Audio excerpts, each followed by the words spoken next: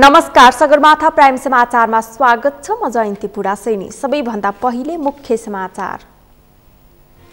प्रचण्डसँग होशियार रहन कांग्रेसलाई एमाले अध्यक्ष ओलीको आग्रह। एमालेलाई बिगार्न नसकेपछि कांग्रेसको पछि लागेको तीखो टिप्पणी। न्यायालयको समस्या समाधान गर्न सरकार तयार रहेको माओवादी अध्यक्ष दाहालको भनाई। समस्या अदालतमै निरूपण नभए गठबन्धन अघि बढ्ने चेतावनी।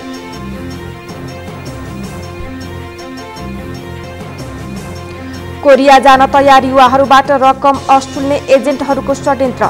श्रम मन्त्री श्रेष्ठको सक्रियतामा असफल, दोषीलाई कारबाही गर्न निर्देशन। बुल्गेरियामा यात्रु बस दुर्घटनाग्रस्त बसमा आग लागि हुँदा 12 बालबालिका सहित 46 को मृत्यु, 7 जना घाइते।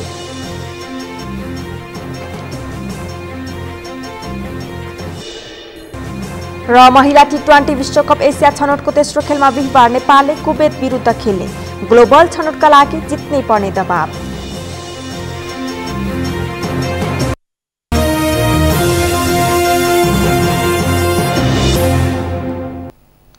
अब समाचार विस्तारमा। प्रमुख प्रतिपक्षी दल नेकपा एमालेका अध्यक्ष केपी शर्मा ओलीले माओवादी केन्द्रका अध्यक्ष पुष्पकमल दाहालसँग होशियार रहन नेपाली कांग्रेसलाई आग्रह गर्नुभएको छ। अध्यक्ष ओलीले दाहाल कांग्रेसलाई बिगार्न पछि लागेको भन्दै होशियार रहन आग्रह गर्नुभएको हो। आज काठमाडौँ पार्टी निकट युवा संगठन राष्ट्रिय युवा संघ नेपालले गठन गरेको साइबर सर्कल घोषणा कार्यक्रममा उहाँले दाहालले कांग्रेसलाई बिगार्न समातेको दाबी समेत गर्नुभयो। उहाँले आफूहरूलाई बिगार्ने प्रयास असफल भएपछि दाहाल कांग्रेसको पछि लागेको समेत भन्न भ्याउनुभयो। स्थिति फरक पर्थ्यो, देश अगाडि बढ्थ्यो। उद्देश्य बेग्लै भएपछि, बेग्लै मनसाय भएपछि समस्या समाधान गर्ने होइन। प्रचण्डले कुनै समस्या समाधान गरेर देख्नुभएको छ? जहिले पनि समस्या खडा गर्ने, समस्या खडा गर्ने। हामीलाई बिगार्न खोजेको थियो, नबिग्रिने देखेपछि कहाँ बिग्रिन्छ? अब कांग्रेसलाई समातेको छ। कांग्रेस, म चेतावनी दिन चाहन्छु, कांग्रेस होशियार। प्रचण्डले भ्याइदिन्छन्।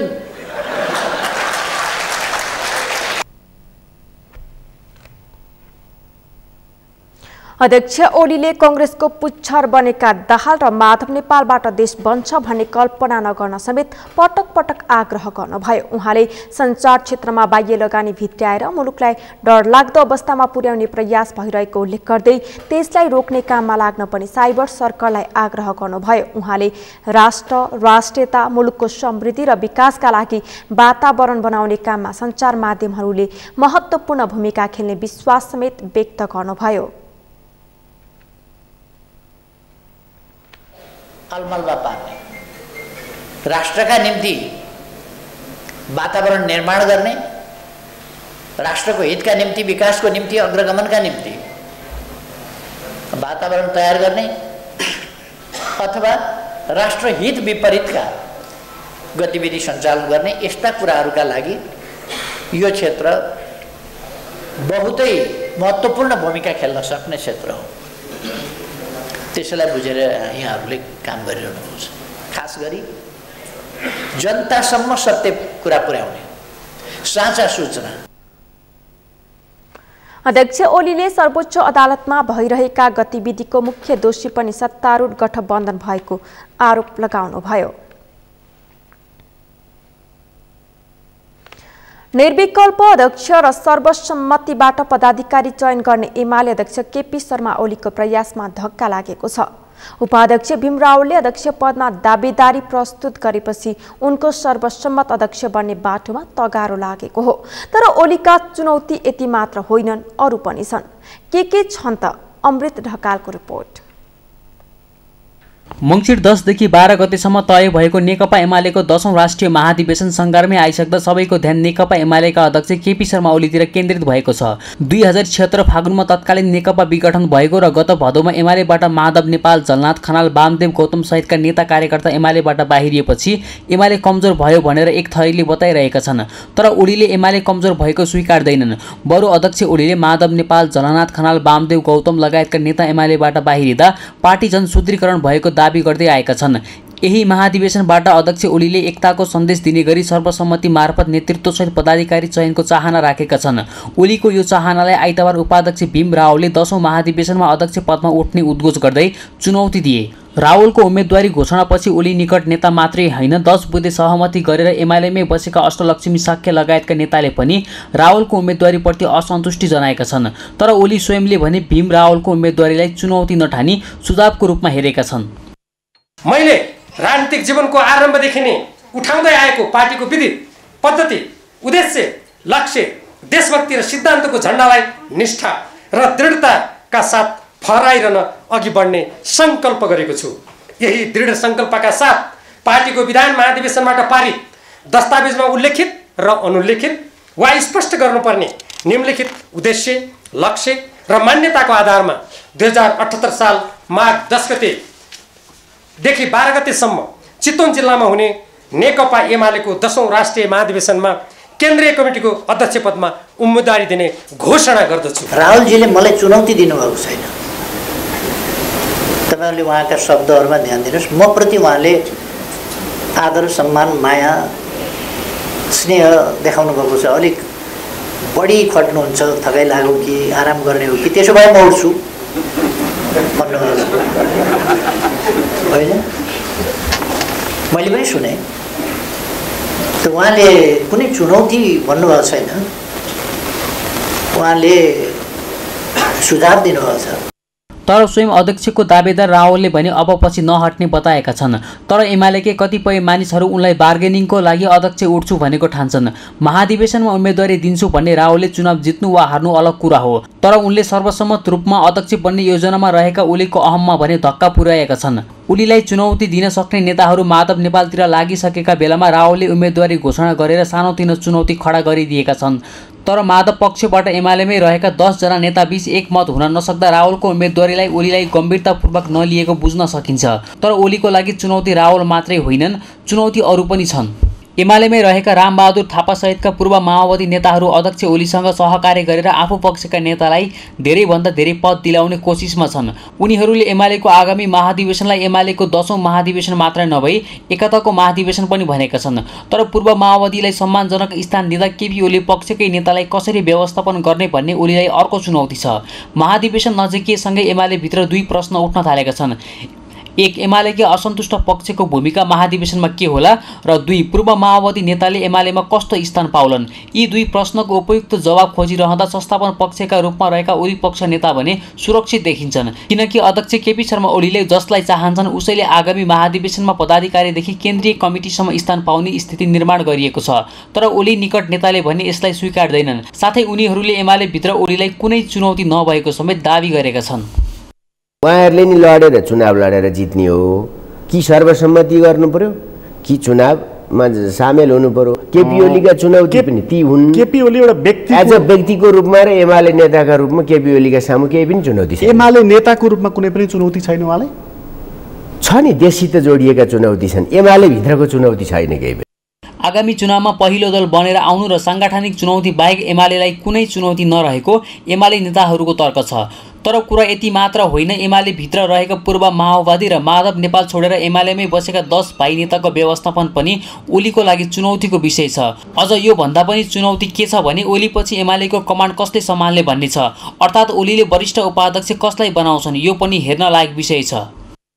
एउटा एकीकृत पार्टी प्रचण्ड र माधवले फुटाए, एउटा चुनौती त्यही हो। त्यसको हामी भारी मात्राको, तेब्बर मात्राको, दोब्बर मात्राको क्षतिपूर्ति र हामीले स्पष्ट भनेका छौँ सिङ्गल एमालेको, ओरिजिनल एमालेको, एमाले करण भएको एमालेको, एकताबद्ध एमालेको बहुमत हामीलाई चाहिएको छ। जुन काम हामीले एमालेका नाममा आजसम्म प्राप्त गर्न सकेका छैनौँ। अर्को चुनौती भनेको त मैले भने नि त, अब हामीले साङ्गठनिक चुनौतीको रूपमा हेर्दा अब हामीसित अहिले गएका मात्रै छैनन् नि, यो पार्टीमै बस्नुपर्छ, एमाले नै हाम्रो पार्टी हो भनेर बस्ने नेकपाको निरन्तरताभित्रको खास गरी पूर्व माओवादी समूहसित जोडिएर नेकपाको एकीकृत नेकपाको पक्षमा त्यसको मूल निरन्तरता र नेताको हिसाबले एमालेमा रहनुभएका साथीहरूको पनि भावनात्मक र साङ्गठनिक रूपमा हामीले भावनात्मक त भइसक्यो, त्यसलाई थप साङ्गठनिक कुरा गरेर अझ मजबुत बनाउनु पर्नेछ। पूर्व माओवादी केन्द्रका नेताहरूको चाहना र दाबी पदाधिकारीमा छ। रामबहादुर थापाले वरिष्ठ उपाध्यक्षमा, टोपबहादुर रायमाझीले उपाध्यक्षमा, मणि थापा र लेखराज भट्टले सचिवमा माग दाबी गरेका छन् भने प्रभु शाह स्थायी समिति सदस्यको सुनिश्चित खोजिरहेका छन्, जसका लागि ओली तयार नभए फरक ढङ्गले सोच्ने उनीहरूले चेतावनी दिएका छन्। ओली पनि उनीहरूलाई उचित जिम्मेवारी दिन इच्छुक देखिन्छन्, तर वरिष्ठ उपाध्यक्ष सहितका पदाधिकारीमा ओली समूहभित्र पनि सुभाष चन्द्र नेमवाङ, ईश्वर पोखरेलले चाहना व्यक्त गरेका कारण पूर्व माओवादी नेताले चुनौती देखिन्छ। यस्तै महासचिव पदमा पनि सुरेन्द्र पाण्डे, विष्णु पौडेल, शङ्कर पोखरेल, पृथ्वी सुब्बा गुरुङले इच्छा व्यक्त गरेका छन्। एमाले विधान संशोधन गरेर 17वटा पदाधिकारीमा पद सिर्जना गरेको छ, तर एमालेमा करिब 35 जना यी पदमा आकाङ्क्षी रहेका छन्। यिनको व्यवस्थापन ओलीको अर्को चुनौतीको विषय हो र जसले एमालेमा स्थान पाउँदैनन् वा उचित सम्मान महसुस गर्दैनन् उसको लागि माधव नेपालको दलको ढोका खुल्ला भएकाले पनि नेता कार्यकर्ता सुरक्षित गर्नुपर्ने तहमा ओली छन्। सगरमाथा टेलिभिजनका लागि अमृत रगाल, काठमाडौँ। नेपाल कम्युनिस्ट पार्टी एमालेको 10औं राष्ट्रिय महाधिवेशनको बन्द सत्र हुने स्थान होटल 7 स्टारको पर्खालमा कलात्मक चित्र कोरिएको छ। समृद्ध नेपाल सुखी नेपाली नाराका साथ आयोजना गरिएको चित्रकला प्रतियोगितामा चितवन र नवलपुरका 57 जना कलाकारले चित्र कोरेका छन्। होटलको 200 मिटर लामो पर्खालमा कलाकारहरूले चित्र कोरेका हुन्। नेकपा एमाले 10औं राष्ट्रिय महाधिवेशन मूल आयोजक समितिको संयोजनमा सृजनशील ललित कला संघ र प्रगतिशील ललित कला संघको आयोजनामा चित्रकला आयोजना गरिएको हो। विक्रम सम्वत 2055 सालदेखि चित्रकलामा सक्रिय वर्ल्ड आर्ट लिङ्कका सञ्चालक योगेश खनालले समृद्ध नेपाल सुखी नेपाली अवधारणामा चित्रहरू कोरिएको बताउनुभयो। करिब 200 मिटर लामो पर्खालमा कोरिएको चित्र हेर्दा देशले चाहेको विकास र समृद्धिबारे सहजै बुझ्न सकिने भन्दै खनालले अधिकांश नवप्रवेशीहरूले चित्रकलामा भाग लिएको जानकारी दिनुभयो। कलाकारहरूले देशले शान्ति चाहेको आकृति, आँखाको नानीमा सूर्य चिन्हभित्र विकासका सूचक झल्कने चित्र, कृषिमा क्रान्तिको खाँचो औल्याउने खालका चित्र, स्वयम्भू धरहरा, परिवार, दुर्लभ पाटे बाघ सहितका चित्रहरू कोरेका छन्। उत्कृष्ट चित्र बनाउने कलाकारलाई एमालेको महाधिवेशन उद्घाटन सत्रमा अध्यक्ष केपी शर्मा ओलीले नगद र प्रमाणपत्र सहित पुरस्कृत गर्ने बताइएको छ। नेकपा माओवादी केन्द्रका अध्यक्ष पुष्पकमल दाहाल प्रचण्ड पार्टी पूर्ववत अवस्थामा पुगेपछि पहिलो पटक सुदूरपश्चिम पुगे। बुधबार दिनभरि कैलाली जिल्लाका विभिन्न कार्यक्रममा सहभागी भएका प्रचण्ड दिउँसो पार्टी प्रदेश कमिटीको बैठकलाई सम्बोधन गरी काठमाडौँ फर्केका छन्। कैलालीमा दिनभर विभिन्न कार्यक्रममा सहभागी भएका प्रचण्डले एमाले अध्यक्ष ओलीमाथि थुप्रै आरोप लगाए भने न्यायालयको समस्या र एमसीसीका विषयमा पनि प्रस्ट्याउन खोजे। कैलालीबाट दिनेश विष्टको रिपोर्ट। बुधबार सुदूरपश्चिम प्रदेशको कैलाली पुगेका नेकपा माओवादी केन्द्रका अध्यक्ष पुष्पकमल दाहालले सञ्चारकर्मीहरूसँगको कुराकानीमा अदालतमा देखिएको समस्या राम्रो नभएको भन्दै एक स्तरमाथि बढेर समस्या समाधान गर्न तयार रहेको बताएका हुन्। उनले न्यायालयको समस्यामा गठबन्धनका 5 दलको गम्भीर ध्यानकर्षण भएको भन्दै 2 दिनको अवस्था हेरेर समस्या समाधान गर्ने बताए। अध्यक्ष दाहालले अदालतमा ठुलै समस्या हुन्छ भन्ने कतिपयले कल्पना गरेको भए पनि गठबन्धनलाई कुनै ठुलो समस्या सिर्जना हुन्छ भन्नेमा नरहेको बताए। भनेको चाहिँ सामान्यतः एउटा स्वतन्त्र र गरिमामय संस्था हो। मानिसहरूले अन्तिममा चाहिँ गएर न्याय खोज्ने भनेको न्यायालयमा अदालतमा गएर नै हो। तर अदालतभित्र अहिले जे समस्या देखिएको छ त्यो पक्कै पनि राम्रो कुरा होइन।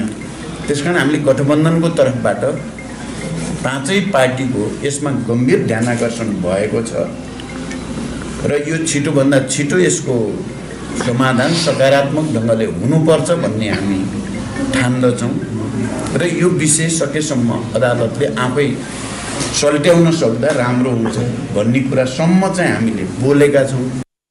अध्यक्ष दाहालले 5 दलीय समन्वय समिति बनाउँदा कतिपयले सरकारभन्दा माथि भएको टिप्पणी गरिरहेको भन्दै समन्वय समिति पार्टीहरू बीचको सम्बन्ध सुदृढ बनाउनका लागि मात्र भएको बताए। उनले गठबन्धनलाई अब आउने चुनावसम्म लैजाने दावी गर्दै अब राष्ट्रिय सभा खाली 19 सिटको चुनाव मिलेर लड्ने पनि बताए। अध्यक्ष दाहालले प्रतिनिधि सभाको उपचुनाव प्रदेश सभाको उपचुनाव भयो भने पनि मिलेर प्रतिस्पर्धा गर्ने बताए। गठबन्धनलाई अब आउने चुनावसम्म लैजाने बाटो अब क्लियर भएको छ। एउटा कुरा त हामीले अब आउने तत्कालै अब राष्ट्रिय सभामा 19 सिट खाली हुँदैछ, त्यसमा हामी मिलेर चुनाव लड्ने भनेका छौँ। त्यो चाहिँ हामीले नीतिगत पनि व्यवहारिक पनि निर्णय नै गरिसक्यौँ। अब त्यस्तै अब यदि उपचुनाव हुने भयो चाहिँ प्रतिनिधि सभाको या प्रदेश सभाको भने त्यसमा पनि मिलेर जाने हामीले निर्णय गरेका छौँ। कोहीलाई के लाग्छ भने अब महाधिवेशन आएको छ। देशमा तत्काल राजनैतिक अस्थिरता नहुने बताउँदै अध्यक्ष दाहालले विकास, शिक्षा, स्वास्थ्य, राजनैतिक नियुक्तिदेखि राजदूत नियुक्ति गर्नेसम्मको निर्णयहरू सुदूरपश्चिमका मुख्यमन्त्री र पार्टी इन्चार्जहरूसँग छलफल गरेर मात्र अघि बढाउने बताए। उनले सुदूरपश्चिम सरकार नढल्ने बताए। अध्यक्ष दाहालले राष्ट्रिय सहमतिमा एमसीसी पास गरिने बताए। उनले सङ्घीय, प्रादेशिक र स्वास्थ्य निर्वाचन एकैपटक गर्दा राष्ट्रको अर्बौं सम्पत्ति बस्ने भएकाले एकैपटक निर्वाचन गराउने बारेमा छलफल भइरहेको पनि दोहोर्याए। नेकपा एकीकृत समाजवादीका अध्यक्ष माधव कुमार नेपालले एमाले अध्यक्ष केपी ओलीलाई सूर्य चिन्हको धाक नलगाउन चेतावनी दिनुभएको छ। पूर्व प्रधानमन्त्री समेत रहनुभएका अध्यक्ष नेपालले एमालेको सूर्य चिन्हमा ग्रहण लागेको भन्दै ओलीले धाक लगाएर हिँडिरहनु नपर्ने बताउनु भएको हो। आज जनकपुरमा स्थानीय सञ्चारकर्मीहरूले राखेको जिज्ञासाको जवाफ दिने क्रममा उहाँले आफ्नो पार्टीप्रति आकर्षण बढिरहेको कुरा सबैले महसुस गरिरहेको दावी समेत गर्नुभयो। अध्यक्ष नेपालले आफ्नो पार्टीको चुनाव चिन्ह कलम चम्किरहेको र यही मङ्सिर 15 गतेदेखि सो चिन्हको स्टिकर लिएर आर्थिक सङ्कलन गर्दै जनताको घर घरमा पुग्ने अभियान सञ्चालन गर्ने घोषणा समेत गर्नुभयो। उहाँले आफ्नो पार्टीले समाजवादको दिशामा अघि बढ्नका लागि समानता, न्याय, विकास र समृद्धिको विषयलाई केन्द्रबिन्दुमा राखेर अघि बढिरहेको बताउनुभयो। अगाडि बढिरहेको हुनाले भविष्य यो पार्टीको छ। मैले भन्ने गरेको छु, अब यो सूर्यको धाक नदेखाए हुन्छ, त्यसमा ग्रहण लागिसकेको छ। अब कलम चम्किरहेको छ, सत्य र न्यायको सन्देश दिइरहेको छ। अब मङ्सिर 15 गतेदेखि हामी स्टिकर वितरण गर्दै र आर्थिक सहयोग सङ्कलन गर्दै घर घरमा हामी जनताको माझमा पुग्ने एउटा अभियान सञ्चालन गर्न गइरहेका छौँ। हामीले हिजोको पनि कार्यक्रमबाट तपाईँले थाहा पाउनुभएकै होला। त्योभन्दा पहिले तपाईँले पनि चितवनमा भएको यो पार्टीप्रतिको आकर्षण बढिरहेको कुरा सबैले महसुस गरिरहेका छन्। भविष्य छ भने नेपाल कम्युनिस्ट पार्टी एकीकृत समाजवादीको छ। अध्यक्ष नेपालले प्रदेश 2 को नामाकरण जनकपुर र राजधानी पनि जनकपुर नै राख्न उपयुक्त हुने धारणा समेत राख्नुभयो। उहाँले मधेस प्रदेश बन्न सक्छ कि सक्दैन भनी स्थानीय सञ्चारकर्मीले सोधेको प्रश्नप्रति इन्कार गर्दै त्यस सम्बन्धमा राजनीतिक दलहरूबीच छलफल गरेर मात्रै केही बोल्न सकिने बताउनुभयो।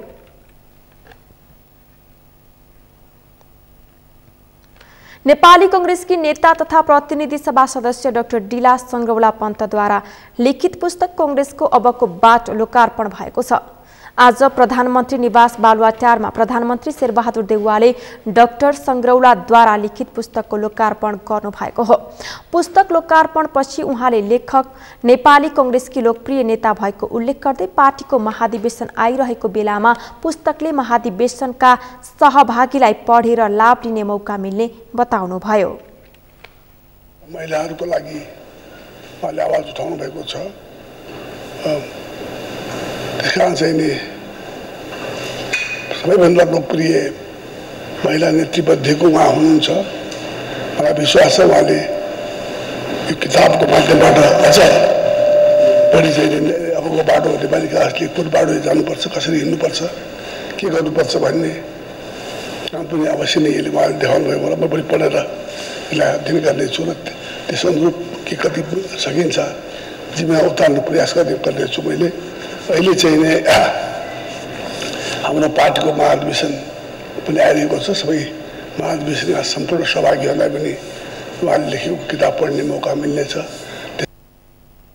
पुस्तक लेखक डाक्टर संग्रौलाले नेपाली कांग्रेसलाई आगामी दिनमा कसरी अगाडि बढाउनुपर्छ भन्ने सम्बन्धमा पार्टीभित्र र बाहिर व्यापक बहस सिर्जना गर्ने उद्देश्यले पुस्तक लेखेको बताउनुभयो। उहाँले राष्ट्रियता, प्रजातन्त्र र समाजवादको मूल मर्ममा टेकेर कांग्रेसका कमी कमजोरीहरूलाई केलाउँदै पुस्तक लेखेको पनि उल्लेख गर्नुभयो। पार्टीको 14औं महाधिवेशनमा यो पुस्तकलाई नै एजेन्डा बनाएर आफ्ना साथीहरू समक्ष लैजाने अठोट गरेको उहाँले बताउनुभयो।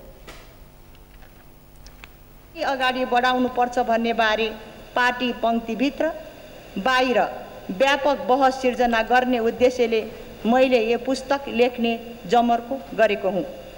आउँदै गरेको कांग्रेसको 14औं महाधिवेशनमा यो पुस्तकलाई नै एजेन्डा बनाएर साथीहरू सामु लैजाने अठोट मैले लिएको छु। 139 पृष्ठको पुस्तक डाक्टर डिला संग्रौला पन्तको सचिवालयले प्रकाशन गरेको हो। पुस्तकमा नेपाली कांग्रेसको संक्षिप्त इतिहास, नेपाली कांग्रेसको सैद्धान्तिक स्पष्टता, नेपाली कांग्रेसका उपलब्धिहरू, नेपाली कांग्रेसको अबको बाटो, राष्ट्रवादको कसीमा कांग्रेस, जनताले चाहेको अबको कांग्रेस, अमूल्य योगदानका अग्रजहरू र 14औं महाधिवेशनका एजेन्डाहरू गरी 8 वटा उपशीर्षकमा लेखहरू लेखिएका छन्।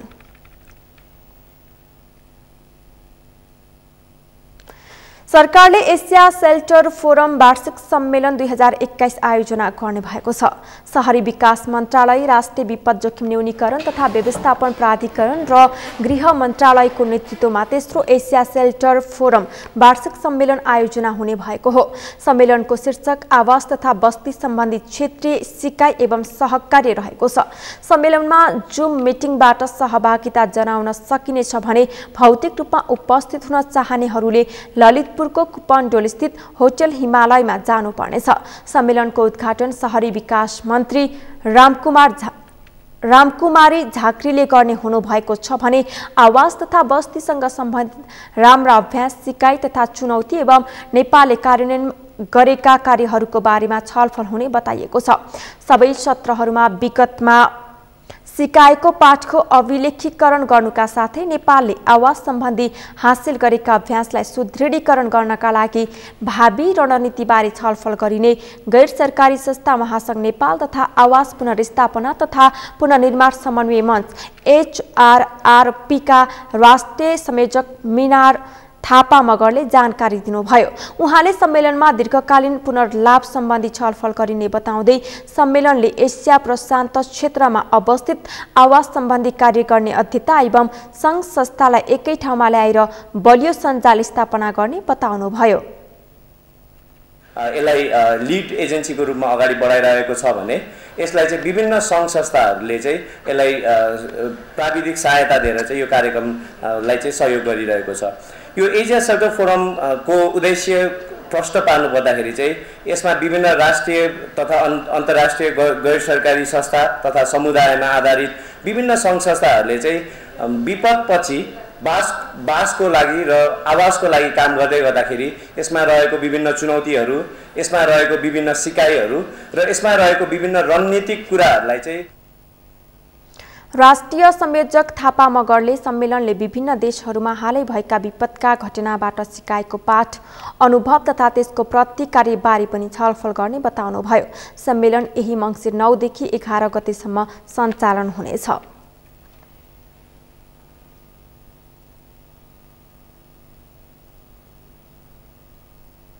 सगरमाथा समाचारमा एकैछिन विश्रामपछि कोरिया जान तयार युवाहरूबाट रकम वसुल्ने एजेन्टहरूको षड्यन्त्र, श्रम मन्त्री श्रेष्ठको सक्रियताका कारण असफल, दोषीलाई कारबाही गर्न निर्देशन। पहिरोबाट क्षतिग्रस्त जाजरकोटको सिर्पा खोला लघु जलविद्युत आयोजनाको मर्मत भएन, 7 महिनादेखि 365 घर परिवार अन्धकारमा। र बुल्गेरियामा यात्रु बस दुर्घटनाग्रस्त बसमा आगलागी हुँदा 12 बालबालिका सहित 46 को मृत्यु, 7 जना घाइते।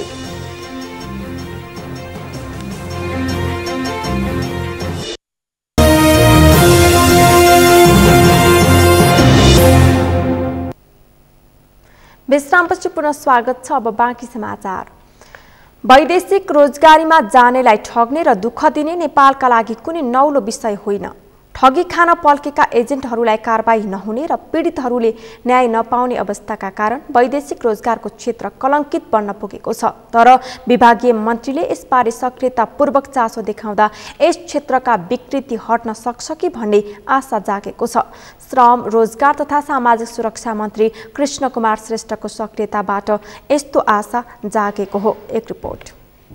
भाषा परीक्षा उत्तीर्ण गरी कोरिया जाने क्रममा रहेका युवाहरूलाई एजेन्टले अवैध ढङ्गले रकम असुल्न खोजेको सूचना पाएपछि श्रम, रोजगार तथा सामाजिक सुरक्षा मन्त्री कृष्ण कुमार श्रेष्ठले तत्काल पहल कदमी लिँदा युवाहरू ठगिनबाट जोगिएका छन्। यसअघि वैदेशिक रोजगारीमा जान चाहनेहरूले एजेन्टबाट भोग्नु परेको समस्याका बारेमा सञ्चार माध्यममा समाचार आउने गरे पनि त्यसबारे मन्त्री स्वयंले चासो देखाउने गरेका थिएनन्। तर मन्त्री कृष्ण कुमार श्रेष्ठ भने कोरिया पठाउँदै आएका एजेन्टले बन्दक जस्तै गरी राखेका युवकलाई भेट्न आफै होटल पुगेका थिए। मङ्गलबार राति मन्त्रीको मोबाइलमा आएको सूचनाका आधारमा मन्त्री श्रेष्ठ, सुरक्षाकर्मी, श्रम विभागका अधिकारीसहित युवाहरू राखिएको होटल बाल्टिक इन सिनामङ्गलमा पुगेका थिए। बुधबार साँझ कोरिया उड्न लागेका दर्जनौं युवाहरूलाई अनिवार्य 7 दिने क्वारेन्टिन बस्नुपर्ने भन्दै संयुक्त सङ्घर्ष समितिको नामबाट एक युवाको सिफारिसमा एयरपोर्ट स्थित होटल बाल्टिक इनमा जबरजस्ती राखिएको थियो। पीडित युवाहरूले आफूहरूलाई एजेन्टले विभिन्न बहानामा पैसा असुल्न खोजेको गुनासो मन्त्रीसँग गरेका थिए। पीडितहरूको गुनासो सुनेपछि मन्त्री श्रेष्ठले होटलमा बन्दक बनाउने काममा संलग्नलाई कारबाही गर्ने निर्देशन पनि दिए। तपाईलाई स्पष्ट जोसँग 7 दिनको पैसा लिनु भएको छ सबको राम्रो मुखले हो भने सबको फिर्ता गर्नुहोस्। अब तपाईलाई मर्का पर्यो होला कसले एग्रिमेन्ट गर्यो उसो माग्नुहोस्। यो भाइ बहिनीहरूसँग माग्दिनु कुरो बुझ्नुभयो त। यो चाहिँ मैले तपाईलाई भने बुझ्नुभयो त। अनि अरू कुरो अरू समस्या भनौँ न अरूको गर्दाखेरि कसरी गर्ने भन्ने कुरो हामी अहिले मन्त्रालयमा छलफल गर्छौँ। अब अरू धेरै कुरा गरेर भाइहरूको त आज फ्लाइट छ भनौँ न जानुपर्ने छ टेन्सनमा जाने कुरो पनि भयो होइन। त्यस कारणले गर्दाखेरि तपाईँहरूको समस्या भाइहरूको नर्मल्ली भाइले भनेपछि जम्मै कुरा मैले बुझेँ। वैदेशिक रोजगारीमा जाने युवाहरूले भोग्नु परेको समस्याबारे थप छानबिन हुने र भविष्यमा यस्ता दुःख भोग्न नपर्ने वातावरण निर्माण गर्न आश्वासन पनि मन्त्री श्रेष्ठले दिए। म त्यसलाई आजदेखि अब अहिले म मन्त्रालय जाने बित्तिकै चाहिँ यो कमी कमजोरी गर्छु। अब अहिलेसम्म जति दुःख पाउनुभयो त्यसको तर्फबाट मैले अघि नै पनि भनिसकेँ। म एउटा नेतृत्वको हिसाबले मन्त्रीको हिसाबले मैले तपाईँहरूसँग चाहिँ सरी भन्न चाहन्छु भाइहरू र तपाईँहरू एकदमै कति पनि अब अहिलेसम्म हिजो बेलुकासम्म आज बिहानसम्म जति टेन्सनमा हुनुभयो तपाईँहरू ढुक्क हुनुहोस्। तपाईँहरूलाई बिदाई गर्न म एयरपोर्टमा पनि आउँछु भाइहरू है र राम्रोसँग काम गर्नुहोस्। नेपालीको इज्जत राखेर काम गर्नुहोस्। पीडित युवा शङ्कर नेपाली होटल सञ्चालकले जबरजस्ती बढी पैसा असुलेपछि मन्त्रीसम्म सूचना पुर्याएको भन्दै सामान्य नागरिकले दिएको सानो सूचनाको आधारमा मन्त्री आफै आएर समस्या सल्टाइदिएकोमा खुसी व्यक्त गरे। अब होटलवालाहरूले यहाँबाट बाहिर निस्किने दिनमा यस्ता उस्ता यहाँ त्यहाँ यताउता कुरा गरिसकेपछि हामीले मन्त्रीज्यूलाई फोन गऱ्यौँ। मन्त्रीजी त्यसपछि हाम्रो श्रम मन्त्रीजी आइदिनु भयो। आज श्रम मन्त्रीजी, स्वकीय सचिव सबैजना आइदिनु भयो। अब एउटा हामी जस्ता साधारण एउटा रोजगार गर्न हिँडेका मान्छेहरूको एउटा सानो सूचना सानो फोनको आधारमा उहाँ आइदिनु भयो। आएर यत्रो धेरै छड्केहरू यताउता गरिदिनु भयो। सबै समस्याहरू सल्टाइदिनु भयो। उनले सरकारी संयन्त्रमा भएका सबैले मन्त्री श्रेष्ठले जसरी कर्तव्य निर्वाह गरे नागरिकले दुःख कष्ट भोग्नु नपर्ने प्रतिक्रिया दिए। भाषा परीक्षा पास गरेका युवाहरू बुधबार साँझ कोरिया प्रस्थान गर्ने तय भएको छ। काठमाडौँ उपत्यका बिजुलीका तारले कुरूप बन्दै गएको भन्दै नेपाल विद्युत प्राधिकरणले तार भूमिगत गर्ने कार्य गरिरहेको छ। तारलाई भूमिगत गर्दा कालोपत्रे सडकलाई भत्काउनु स्वाभाविक नै हो। तर सहरलाई सुन्दर बनाउन लागेको प्राधिकरणले बनेको सडक भत्काएर नबनाउँदा पुनः विरूप पारिदिएको छ। प्राधिकरणले भने आफूले भत्काएको सडकलाई मर्मत गरिरहेको दाबी गरेको छ। जीवन राणा भाटको रिपोर्ट। सडकको पोलमा जथाभावी तार राख्दा यसले जोखिम बढायो र सहरको सौन्दर्यतामा पनि कमी आयो भनेर नेपाल विद्युत प्राधिकरणले जमिनमुनि तार बिछ्याउन थालेको छ। तर यसो गर्दा सडक विभागसँग पर्याप्त समन्वय नगरी नेपाल विद्युत प्राधिकरणले महाराजगञ्जदेखि बुढानीलकण्ठसम्म र धोबीखोला करिडोरमा काम थालनी गर्यो। प्राधिकरणले उपत्यकालाई 4 भागमा विभाजन गरेको छ। सहर सुन्दर बनाउँछु भनेर प्राधिकरणले योजना कार्यान्वयन गर्न थाल्दा सडकको भने बेहाल भएको छ। जताततै सडक खाल्टा परेका छन् भने चिल्ला सडकका छेउभित्ता धुलो उड्ने भएका छन्। पछिल्लो समय सडक विभागले थप सडक भत्काउन अनुमति नदिएपछि प्राधिकरणले अहिले काम रोकेको विशेष स्रोतले बताएको छ। तर प्राधिकरणका अधिकारीहरूले भने सडक भत्काएर बनाउने गरेको दाबी गर्दछन्। यसमा अब हामीले काम गरेपछि ब्ल्याकटप गरेर सडक हस्तान्तरण गर्ने भन्ने हो। पानी बढेको कारणले त्यो ढिलो भएको थियो। पानी रोकेपछि दसैँपछि हामीले काम सुरु गऱ्यौँ र अहिलेसम्म जस्तो हामीले काम गरेको बोर्डिङ कन्ट्रोल स्कुलको आसपास क्षेत्रदेखि लिएर यता यो गल्फुटासम्मकोमा अब यो हप्ताभित्रमा हामी सकाएर ह्यान्डओभर गर्ने अवस्था पुग्छौँ। केही सेक्सन हामीले ह्यान्डओभर गरिसक्यौँ, बाँकी चाहिँ हामी सडक ह्यान्डओभर गर्छौँ र क्रमिक रूपमा अरू पनि जो जग्गा हाम्रो काम हुन्छ त्यहाँ हामी अब बेस हालेर त्यहाँ कम्प्याक्सन टेस्ट हुन्छ। त्यो टेस्ट चाहिँ सडकको डिभिजन कार्यसँग समन्वय गरेर उहाँहरूको प्राविधिकमा आएर हेर्नुहुन्छ। त्यो सबै गरेपछि हामी सडकलाई बुझाउने काम गर्छौँ। अब सडक विभागसँग समन्वयन पनि हुँदैन भन्ने कुराहरू पनि आइरहेको छ। विद्युत प्राधिकरणले सडक विभागसँग समन्वयन गर्दैन भन्ने त्यो त बिल्कुल होइन। किनभने अस्ति हामी कार्यकारी सहित हामी सबैजना गएर सडक विभागमै गएर धेरै अब छलफल गऱ्यौँ। दिन पहिले कुरा हो, छलफल भइरहेको छ। त्यो समन्वय नभएको बिल्कुल होइन, किन उहाँको प्राविधिक पनि हामीलाई आउनुहुन्छ। त्यस कारण त्यो नभएको त पक्कै होइन। बिचमा केही समय हाम्रो ब्याकटप गर्ने काम रोकेको थियो, पानी परेको कारणले हामीले गर्न सकेका थिएनौँ। र अर्को एउटा चाहिँ बाँसबारी क्षेत्रमा जस्तो हाम्रो माझमा एरियामा बाँसबारी क्षेत्रमा चाहिँ केही ठाउँमा हामीले काम गरिसकेपछि पनि खानेपानीबाट चाहिँ केही कामहरू भएर अहिले त्यो अलिकति भत्केको अवस्थाहरू छ सडकहरू। त्यसले गर्दाखेरि चाहिँ हो। तर सडक विभागसँग हामी समन्वय नगरेको भने त बिल्कुलै होइन। प्राधिकरणले सडक भत्काएपछि पुनः पिच गर्ने गरेको दाबी गरे पनि वास्तविकता भने अलि बेग्लै प्रकारको छ। अहिले पनि धोबी खोला करिडोर महाराजगञ्जदेखि बुढानीलकण्ठमा नै प्राधिकरणले भत्काएको सडक अझै बनेका छैनन्। सडकमा काम गर्ने निकायको सूची लामै भए पनि सबैजसो सडकको अवस्था खराब छ। कुनै एक संस्थाले अर्को संस्थासँग समन्वय नगर्ने र जसले जुनसुकै पनि सडक भत्काउने प्रचलन नेपालमा छ। पूर्वाधार विज्ञ डाक्टर सूर्यराज आचार्य एउटै निकायबाट योजनाबद्ध काम गर्न नसक्दा यस्तो समस्या आएको बताउँछन्। समन्वय अनिवार्य रूपमा योजना तर्जुमा नै त्यसको कार्यान्वयनमा समन्वय खोज्ने किसिमको कानुन नभएपछि यो कर्मचारीको तहमा भन्दा पनि हाम्रो कानुनी तह नीतिगत तहमा नै हामीले एउटा समाधान खोज्नुपर्छ एक नम्बरमा। अब दोस्रो नम्बरमा अब यो समन्वय नहुँदै पनि फेरि हाम्रो जे जति अहिले कामहरू भइरहेका छन् समन्वय नहुँदाखेरि पनि त्यसमा निर्माण व्यवस्थापनको पक्षमा पनि ठुलो लापरवाही छ। जस्तो कि सडकमा ठिक छ समन्वय नगरिकन नै केही सडकको भाग खन्नु पर्यो भने पनि एउटा ठिकठाकको सडकलाई सडक बाहेकका अन्य निकायहरूले सडक खनिसकेपछि त्यसको निरन्तर रूपमा 1 घण्टा पनि त्यसमा चाहिने अलमल नगरिकन त्यो निर्माण कार्य कम्प्लिट गरेर फेरि सडकलाई पहिलेकै अवस्थामा पिच गराएर छोड्नुपर्ने सामान्य निर्माण व्यवस्थापनको विज्ञानले त्यो भन्छ। सडक मर्मत सम्बारदेखि बनाउने सम्मको लागि विभिन्न निकायको सूची अचम्म लाग्दछ, तर काम हेर्दा निराश बनाउने खालको छ। महानगरपालिकाको तथ्याङ्कमा काठमाडौँभित्र साना ठुला गरी करिब 2500 किलोमिटर सडक रहेको छ। सडक क्षेत्रमा काम गर्ने निकायको सूची भने 1.5 दर्जन बढी छन्। काठमाडौँ उपत्यका सडक विस्तार आयोजना, काठमाडौँ महानगरपालिका, ललितपुर उपमहानगरपालिका लगायत रहेका छन्। उपत्यकाभित्रको 2500 किलोमिटर सडकमा काम गर्ने 1.5 दर्जन निकाय भए पनि समन्वय अभावमा भत्किएका सडक मर्मत हुन सकेनन्, जसको मारमा सर्वसाधारण परिरहेका छन्।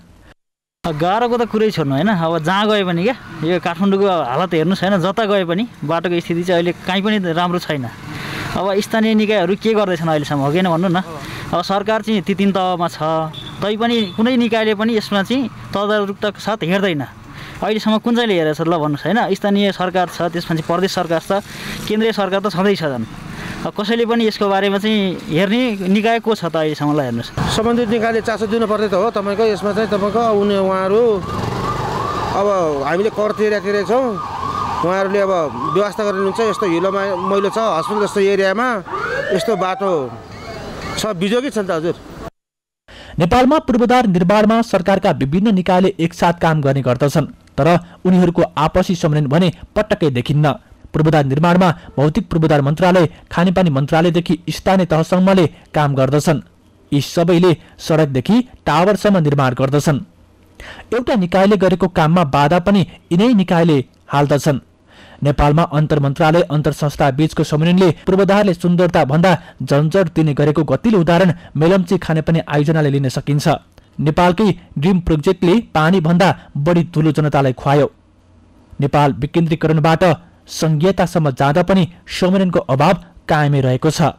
सगरमाथा टेलिभिजनका लागि क्यामेरामा प्रताप लामा र सन्तोष कार्कीको साथमा जीवन राणाबाट काठमाडौँ। यसै सन्दर्भमा आज हामीले सगरमाथा जनबोलीमा सर्वसाधारणलाई सोधेका थियौं, सडक भत्काउने तर नबनाउने प्रवृत्तिलाई के भन्नुहुन्छ? हेरौं सर्वसाधारणको प्रतिक्रिया उनीहरूकै शैलीमा।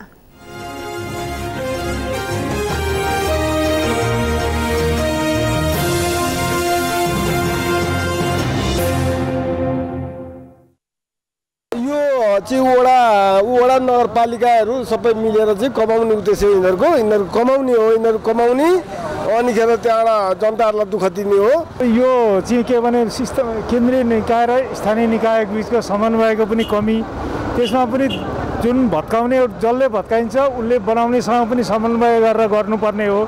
यति दिनमा हामी यो ठाउँबाट यसरी भत्काउँछौँ र फेरि तुरुन्तै यति समयमा बनाउँछौँ भन्ने हुनुपर्ने। अब त्यो दुईटा निकायको बिचको समन्वयको पनि कमी हो। भत्किनु त ठुलो दुर्घटना निम्त्याउने खालको नै हो होइन। यसमा अब सडक जो जसले भत्काउने काम गर्छ नि सम्बन्धित निकायहरूले नै तिनीहरूले नै त्यो पुनर्निर्माण गर्नुपर्ने हुन्छ। यसले गर्दाखेरि दुर्घटना न्यूनीकरण गर्न सकिन्छ। र कस्तो जस्तो देखिएछ भनेदेखि सरकारको पनि नगरपालिकाको पनि इन्जिनियरहरू पनि के लहरमा भत्काएको जस्तो देखिन्छ। अब जहाँसम्म मर्मतको कुरा हो, एउटा त उनीहरूले मर्मत ध्यानै दिएको छैन। अनि तपाईँले ठाउँ ठाउँमा उनीहरूले मर्मत गरेर हेर्न जानुभयो भने आधी मिटर पनि के अरे आधी इन्च पनि त्यो लेयर हुँदैन कि। सडकहरू भत्काइन्छ पक्कै पनि। अब यसमा सरकारवालाको ध्यान गएको छैन। विशेष गरी यो चाहिँ के कारणले गर्दा भएको छ भने एउटा देशमा जुन दिगो विकास भन्छ नि, दिगो विकासको अवधारणा र जुन अवधारणा छैन त्यो कारणले गर्दा भइरहेको छ। अब कुनै पनि काम यहाँ गर्दाखेरिमा चाहिँ एउटा प्लानिङ गरिँदैन, अर्गनाइजिङ गरिँदैन होइन। त्यस कारणले गर्दाखेरिमा पनि यो भइरहेको छ। व्यक्तिगत कामको लागि सडक भत्काएर त्यतिकै छोडिदिने हो, त्यसपछि मतलबै लागेन, फेरि सरकारले गर्यो भने गर्यो न त छोडिदिने, त्यो चाहिँ भएन, त्यो चाहिँ गरिदिनु पर्यो। या सरकारले नै त्यस्तो अनुसार रुल्स रेगुलेसन बनाएर इफेक्टिभ रूपमा जानु पर्यो।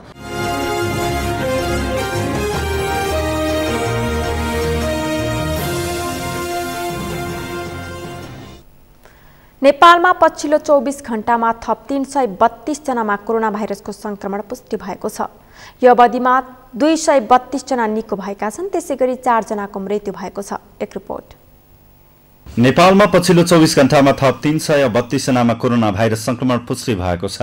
स्वास्थ्य तथा जनसङ्ख्या मन्त्रालयका अनुसार 7590 जनाको पीसीआर परीक्षण गर्दा 305 जना र 2330 जनाको एन्टिजेन परीक्षण गर्दा 27 जना गरी 332 जनामा कोरोना भाइरसको संक्रमण पुष्टि भएको हो। मन्त्रालयका अनुसार पछिल्लो 24 घण्टामा कोरोना संक्रमणबाट 4 जनाको मृत्यु भएको छ भने 232 जना निको भएका छन्। बुधबार थपिएसँगै नेपालमा कोरोना संक्रमितको कुल संख्या 9,15,401 पुगेको छ। यो सँगै नेपालमा मृत्यु हुनेको संख्या 11,513 पुगेको छ भने 8,01,122 जना संक्रमण मुक्त भएका छन्। मन्त्रालयका अनुसार अहिले देशभर सक्रिय संक्रमितको संख्या 7,369 जना रहेका छन्, जसमध्ये काठमाडौँमा 144, ललितपुरमा 26 र भक्तपुरमा 11 गरी जम्मा 181 जना काठमाडौँ उपत्यकामा कोरोना संक्रमित देखिएको छ। विदेशी आयुर्वेदिक उत्पादनले बजार लिँदै गर्दा देशभित्रकै सिंहदरबार वैद्यखानाको अवस्था भने दयनीय बन्दै गएको छ। 400 वर्ष पुरानो इतिहास बोकेको सिंहदरबार वैद्यखाना भने दिन प्रतिदिन धराशायी बन्दै गए पनि यसतर्फ कसैले चासो दिएको छैन। पुष्कर खतिवडाको रिपोर्ट। विदेशी आयुर्वेदिक उत्पादनले नेपालमा प्रभाव बढाउँदै गएको छ, तर नेपालमा रहेको एसियाकै पुरानो सरकारी स्वामित्वको आयुर्वेदिक औषधि उत्पादक सिंहदरबार वैद्यखाना विकास समिति भने दिन प्रतिदिन धराशायी बन्दै गएको छ। कतिसम्म भने धेरै नेपालीलाई त नेपालमा सिंहदरबार वैद्यखाना छ भन्ने समेत थाहा छैन। निजी क्षेत्रको तुलनामा वैद्यखानाका उत्पादनको मूल्य सस्तो र गुणस्तर राम्रो छ, माग पनि छ, तर ती औषधिको उत्पादन गर्न वैद्यखानाले सक्दैन। कोरोना संक्रमण कालमा वैद्यखानाको आयुर्वेदिक औषधि र च्यवनप्राशको माग चुलिएको थियो, तर वैद्यखानाले माग अनुसारको च्यवनप्राश उत्पादन गर्न सकेन। सरकारी नीति र खरिद नियमावलीका कारण वैद्यखानाले चाहे जति उत्पादन गर्न नसकेको वैद्यखानाको तर्क छ। अब यसमा एक्सपेक्टेसन के छ भने अब सरकारको जुन एउटा हेर्ने दृष्टिकोण छ त्यो दृष्टिकोण परिवर्तन भइदियो भने हैन, यसलाई अब अहिले के छ भने तपाईँ मन्त्रालयमा पनि जानुहुन्छ भने आयुर्वेद शाखा जहाँ छ त्यहाँ लेखेको छ आयुर्वेद तथा वैकल्पिक शाखा हैन, चिकित्सा शाखा लेखेको छ हैन। म के भन्न चाहन्छु भने यो हाम्रो वैकल्पिक चिकित्सा होइन, चिकित्सा पद्धति होइन, यो त हाम्रो परम्परागत चिकित्सा हो। यसलाई नेपाल सरकारले कसिएर यो हाम्रो देशको मौलिक चिकित्सा पद्धति हो, पारम्परिक चिकित्सा पद्धति हो, यसलाई एलोप्याथिक चिकित्सा पद्धति भन्दा बढी माया गर्नुपर्छ, यसमा बजेटको विनियोजन बढी गर्नुपर्छ हैन, यसमा सरकारको बढी चासो हुनुपर्छ।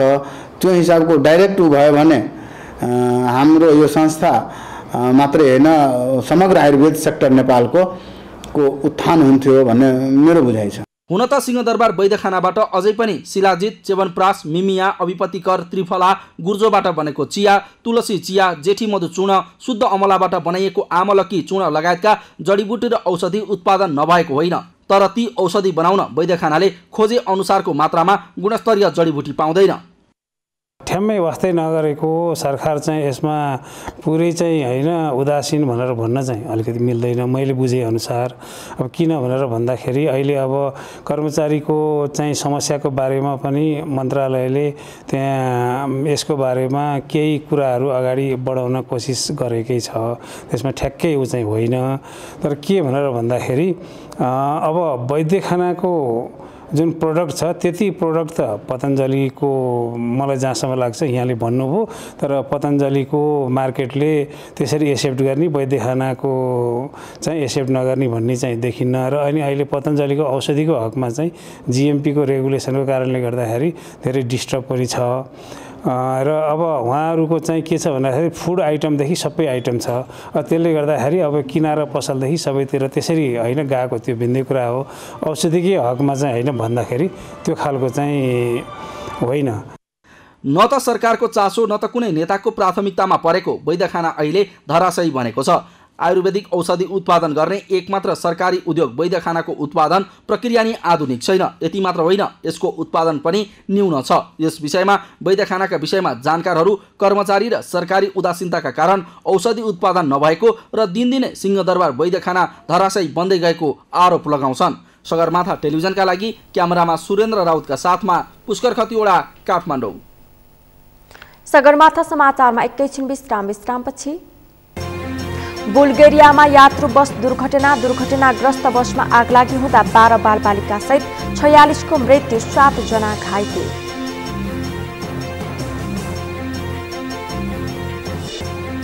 र महिला टी20 विश्वकप एसिया छनौटको तेस्रो खेलमा बिहीबार नेपालले कुवेत विरुद्ध खेले, ग्लोबल छनौटका लागि जित्नै पर्ने दबाव।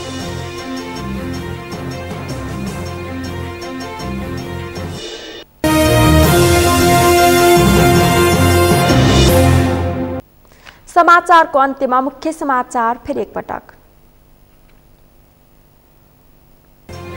प्रचण्डसँग होसियार रहन कांग्रेसलाई एमाले अध्यक्ष ओलीको आग्रह, एमालेलाई बिगार्न नसकेपछि कांग्रेसको पछि लागेको तीखो टिप्पणी।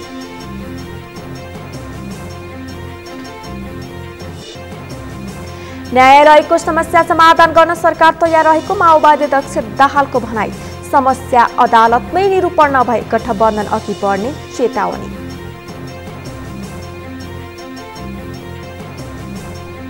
कोरिया जान तयार युवाहरूबाट रकम असुल्ने एजेन्टहरूको षड्यन्त्र, श्रम मन्त्री श्रेष्ठको सक्रियताका कारण असफल, दोषीलाई कारबाही गर्न निर्देशन।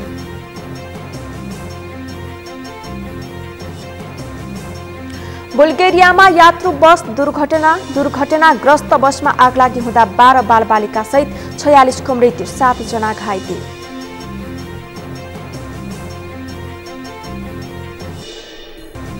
र महिला टी20 विश्वकप एसिया छनौटको तेस्रो खेलमा बिहीबार नेपालले कुवेत विरुद्ध खेल्ने, ग्लोबल छनौटका लागि जित्नै पर्ने दबाव। हौस् त सगरमाथा प्राइम समाचार अहिलेलाई सकियो। तपाईँ समाचार बुलेटिनका साथै सगरमाथा टेलिभिजनका सम्पूर्ण कार्यक्रम www.sagarmatha.tv मा पनि पढ्न र हेर्न सक्नुहुनेछ। साथै युट्युबमा youtube.com/सगरमाथा टिभी नेपालमा हेर्न सक्नुहुनेछ। तपाईँ हामीलाई फेसबुकमा पनि facebook.com/stv नेपालमा फलो गर्न सक्नुहुनेछ। समाचारको शिखर, नेपालको गौरव, नेपालको पहिलो न्युज च्यानल सगरमाथा टेलिभिजन हेर्दै गर्नुहोला। नमस्कार।